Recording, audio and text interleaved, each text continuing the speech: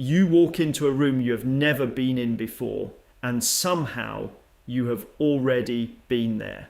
You know what someone is about to say a half second before they say it.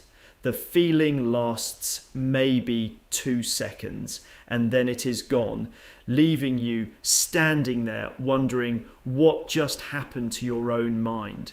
This is déjà vu.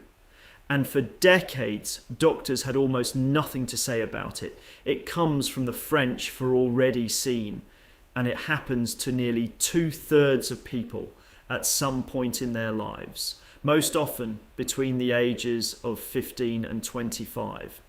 But despite how common it is, déjà vu was almost impossible to study. You cannot predict when it will happen. You cannot trigger it on demand in a lab. For most of medical history, it was simply unexplainable. That changed when researchers started studying a very specific group of patients, people with temporal lobe epilepsy. Neurologist Akira O'Connor at the University of St Andrews discovered that many epilepsy patients experience a powerful, immersive déjà vu sensation in the seconds just before a seizure begins. By studying brain activity during these episodes, researchers found that déjà vu originates in the temporal lobe, specifically in a region responsible for recognizing familiarity. The same circuitry that lets you instantly know your own house, your own street, your own friend's face from across a room. Here is what your brain is actually doing when déjà vu strikes. Your brain has two separate systems running constantly.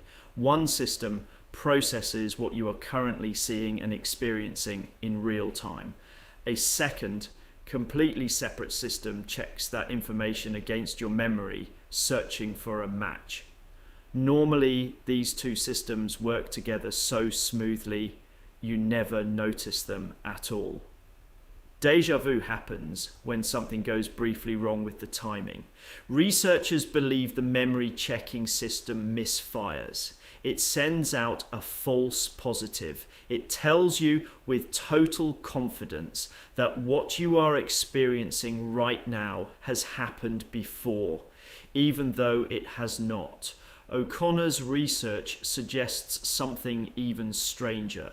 He believes déjà vu might actually be your brain's frontal cortex catching the memory system in the act of making a mistake, acting like an internal fact checker. The frontal cortex notices the false memory signal, recognizes it does not match reality, and flags the conflict. That flag is what you experience as the eerie feeling of déjà vu. It is not a glitch you are helplessly experiencing. It may be your brain actively correcting itself in real time. This is why déjà vu actually becomes less frequent as you get older. Your frontal cortex, the part responsible for catching these errors, continues developing well into your 20s. Younger brains have more conflict between memory systems and a developing error-checking system working overtime to catch it. As that system matures, the false alarms become rarer. There is something else researchers have found. People who travel more and people who remember their dreams more often report significantly more episodes of déjà vu.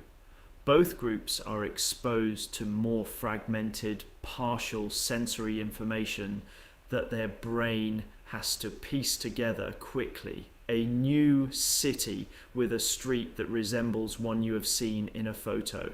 A scene that overlaps slightly with a half-remembered dream. The brain reaches for a match, gets it almost right, and the system briefly short-circuits into that uncanny feeling of familiarity. So the next time you walk into a room and feel that wave of impossible familiarity wash over you, you are not experiencing a glitch in reality. You are watching two systems in your brain argue with each other in real time.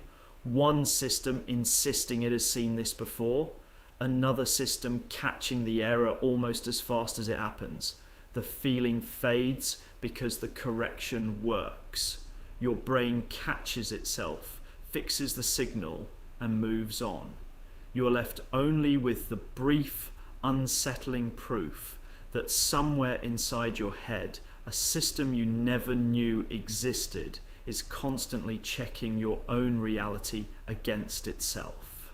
That's it for today. See you in the next one.